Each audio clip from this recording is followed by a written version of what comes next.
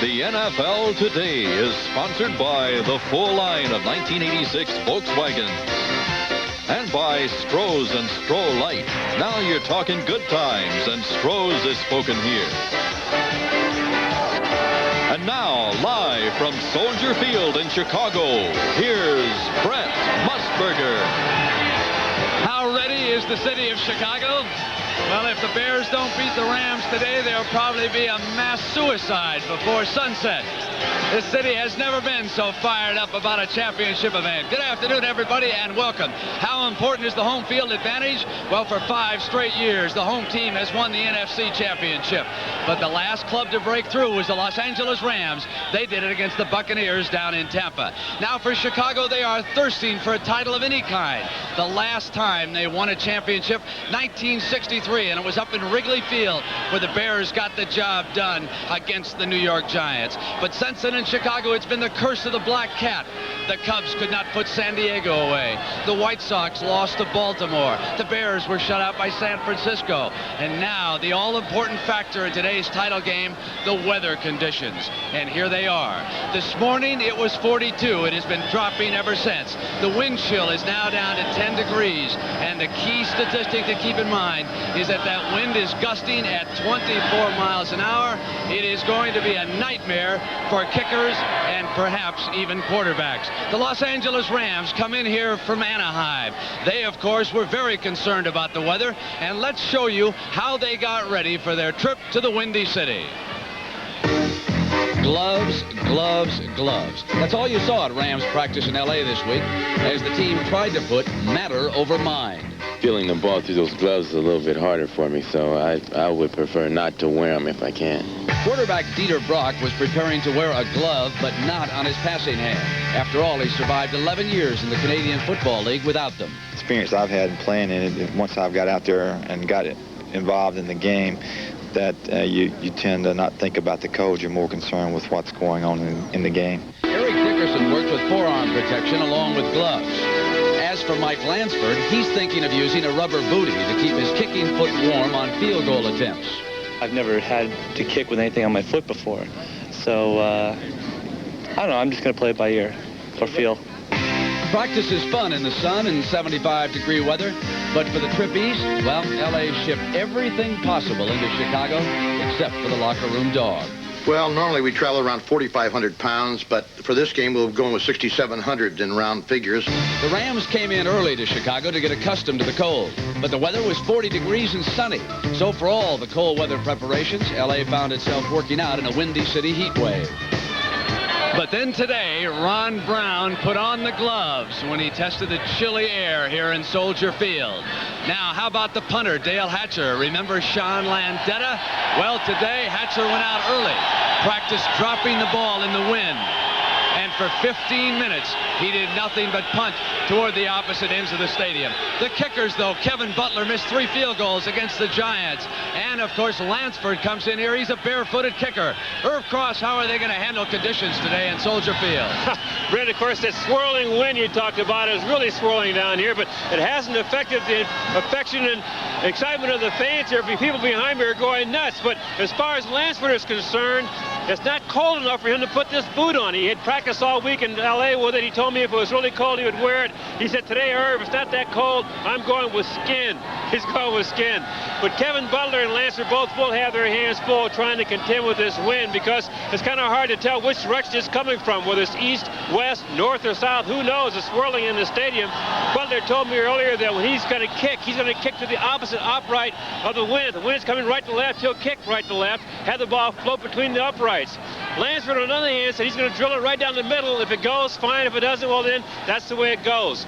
Earlier today, the field was covered, last night, rather, the field was covered with a tarp, and heat was blown under the tarp to keep the field soft and dry. So the track is a fast track.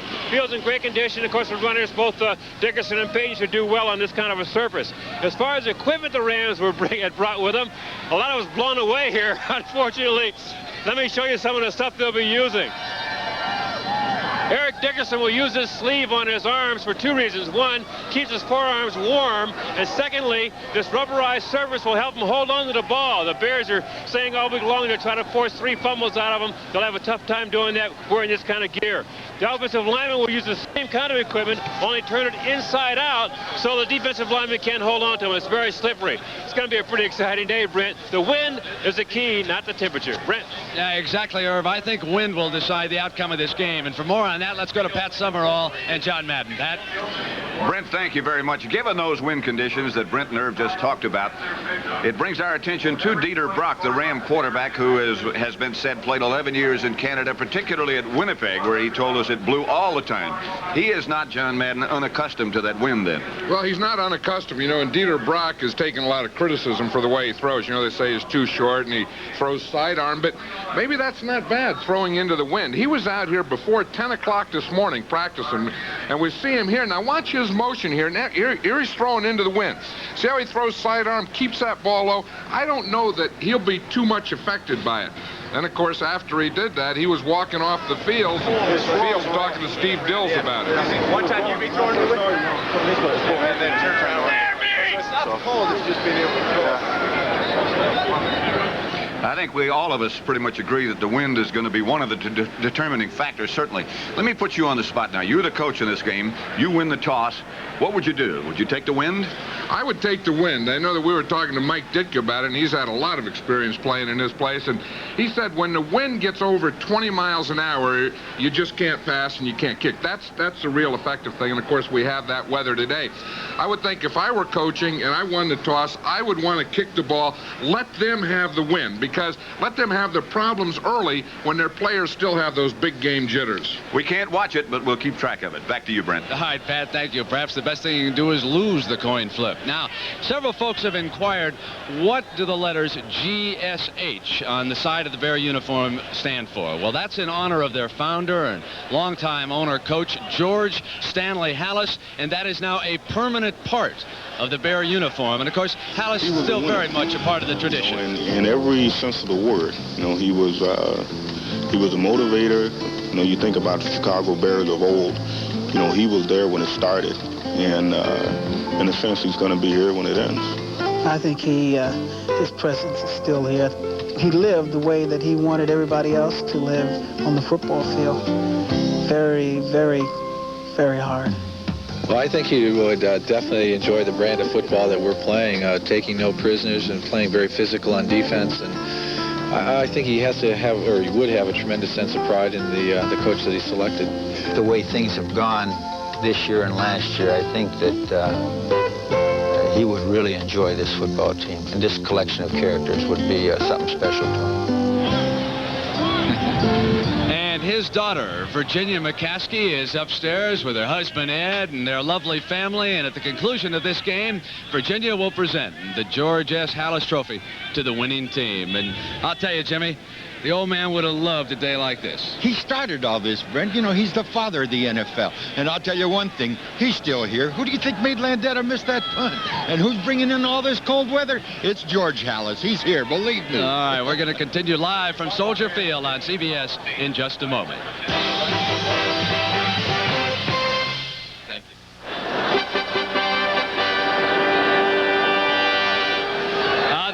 Are ready, and it's nice to be surrounded by championship experience. Tony Dorsett of the Dallas Cowboys. Tony, nice to have you with us today. It's good to be here, Brent. And former Minnesota Viking coach Bud Grant. And Bud, what about the weather conditions? We brought you down. You're a specialist in that. How's that going to affect these two teams? Well, the weather is not going to be a factor, I don't think, unless it's the wind. Now, you're playing an artificial field. That's different than playing on grass and mud and ice and snow. So the only thing you got to concern yourself with is the wind today. Tony, you have played against these two defenses this year. How would you compare the Rams with the Bears? Well, first of all, the Rams, of course, are a defense. They play a lot of zone defenses. They're not very aggressive. They don't come with a lot of blitzes and whatnot. What they do is they wait back, wait for you to make mistakes, and try to capitalize on them.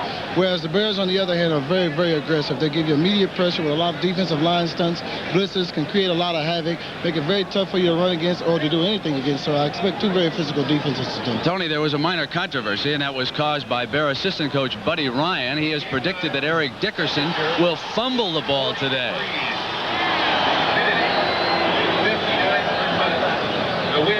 We're not worried about yards. We're worried about tackling and taking the ball away from him, getting the turnovers. You know, he'll lay it on the ground for you, and we expect for him to lay 2 or 3 down there. I think a man who has that ability is a prophet. We ought to get working on our Middle East problems and some of those kind of things.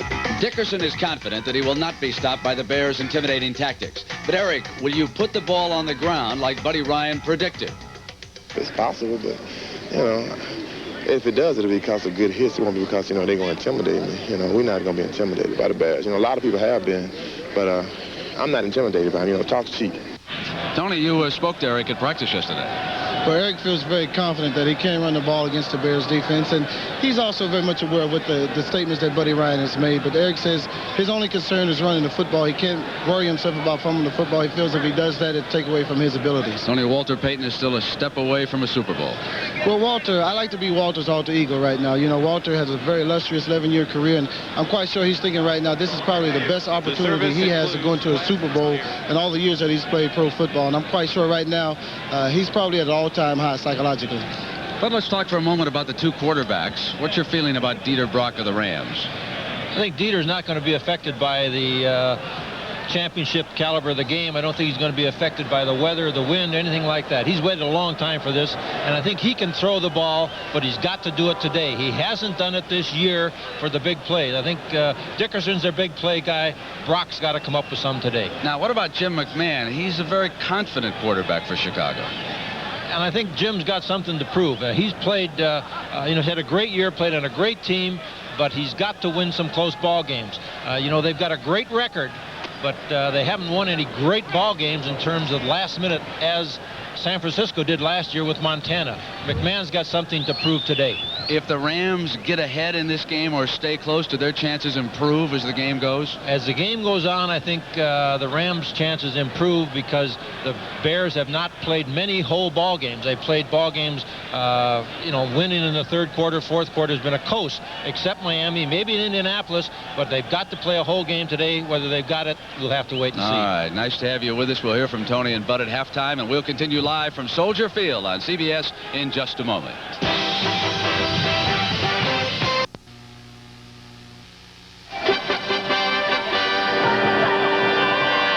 On the shores of Lake Michigan, the sun has broken through the clouds. It is a much nicer day than it was a week ago. However, the prediction is for the temperatures to continue falling. And you know, the sunshine never really came down on Ernie Banks as a Chicago Cub. And there's another Bear who does not want to suffer the same fate. Banks, of course, was a Cub. Walter Payton is that Bear who's trying to get to a championship. And for more, here's Irv Cross. Brent, I'm down in the north end zone in a tunnel in an area called Bears Alley. And as you see, as the camera pans here down the hall, there's the locker room of both the Chicago Bears and the Los Angeles Rams. Of course, they'll be coming out to do battle in a few minutes. But for an athlete, no experience is more frustrating than to be a great player on a losing team. And that, for the most part, has been Walter Payton's fate for his 11 years here with the Chicago Bears.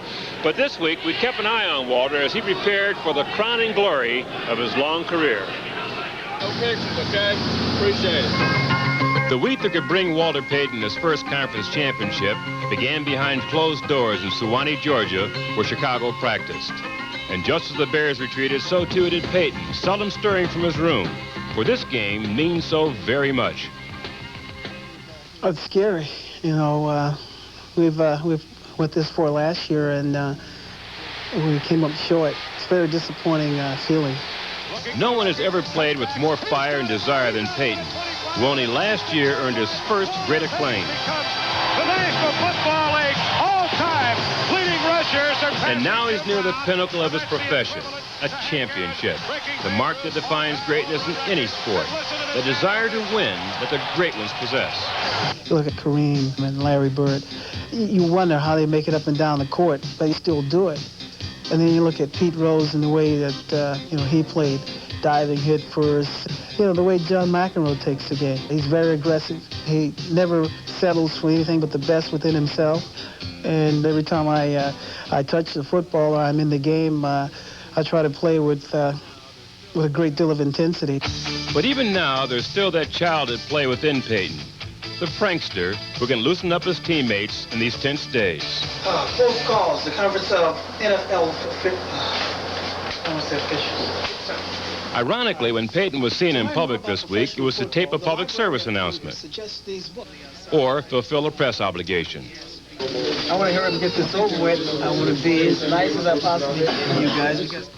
He is, after all, the man they call Sweetness, who's missed but one game in 11 punishing seasons. Whatever I've accomplished, I don't think it's the best that I can do, because if you tend to settle for something that you've done or a particular level or height of success, then you're never going to be any better. Today at Soldier Field, Walter Payton tries to move one step closer in his Super Bowl quest. Walter Payton won't be the only person in this stadium, in this town for that matter, who will be excited.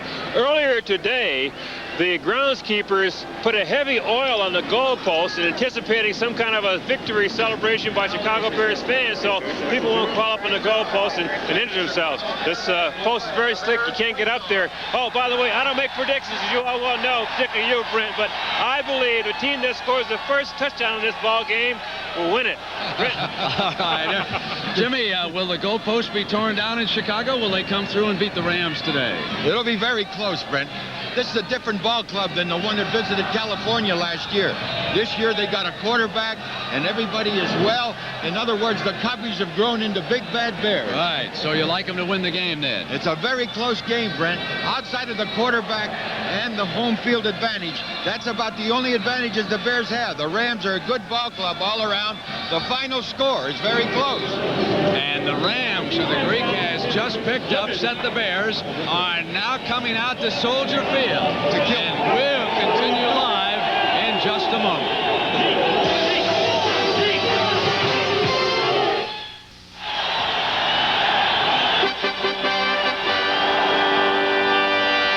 Minutes away from kickoff now. And Bud Grant, do you agree with the Greek? Will the Rams upset the Bears here today?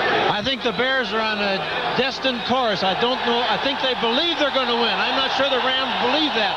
They'll win this game and the next one. All right, Tony, how about you? Who do you like, the Bears or the Rams? Well, Brent, I came here very much pro-Bears, but after visiting with Eric and a few of the other Rams yesterday, they're a very confident bunch, and I'm giving it a toss-up. All right, I'll tell you what. I'm going to go with the Chicago Bears. No kids, right? Now, let's take a look at these defensive starters who are coming out for the Bears number 55. as the crowd whips it up here in Soldier Field. Middle linebacker, number 50 from Baylor, Mike Singletary. Hallis is coming in. Number 58 from Florida, Wilbur Marshall. At left corner, number 27 from Arizona State, Mike Richardson. So our stage is set. It's the Bears and the Rams for the NFC Championship. 60 minutes and Super Bowl 20 awaits the winner. We'll see you at halftime. Sit back and enjoy